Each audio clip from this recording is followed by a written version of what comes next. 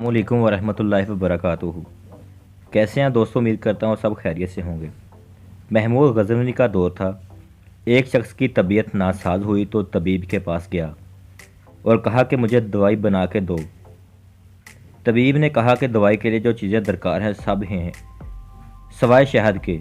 तुम अगर शहद कहीं से ला दो तो मैं तुम्हें दवाई तैयार करके देता हूँ। इत्तेफाक से मौसम शहद का नहीं था। उस शख्स ने हकीम से वो डबिया पकड़ी और लोगों के दरवाजे खटखटाने लगा, मगर हर जगह मायूसी हुई। जब मसला हल ना हुआ तो वो महमूद गज़नवी के दरबार में हाज़िर हुआ। कहते हैं वहाँ अय्याज़ ने दरवाज़ा खोला और दस्तखत देने वाले की रवादात सुनी। उसने वहाँ छोटी सी डबिया दी और कहा कि मुझे इसमें शहद चाहिए।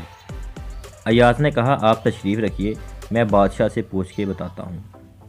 अय्याज़ वो डबिया लेकर बादशाह के सामने हाज़िर हुआ और अर्ज़ की कि बादशाह सलामत, एक साइल को शहद की ज़रूरत है। बादशाह ने वो डबिया ली और साइड में रख दी। इसके बाद अय्याज़ को कहा कि 3 कैन शहद के उठा के इसको दे दिए जाएं।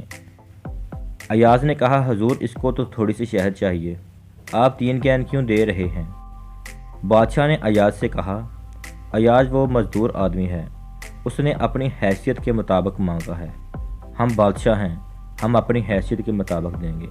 मौलाना रूम फरमाते हैं आप अल्लाह पाक से अपनी हैसियत के मुताबिक मांगें, वो अपनी शान के मुताबिक अता करेगा। शर्त यह है कि मांगें तो सही। अगर आपने पूरी कहानी सुननी है तो एक बार दुरूशी पढ़कर कमेंट में अल्लाह अकबर लिख लें। Thanks for watching.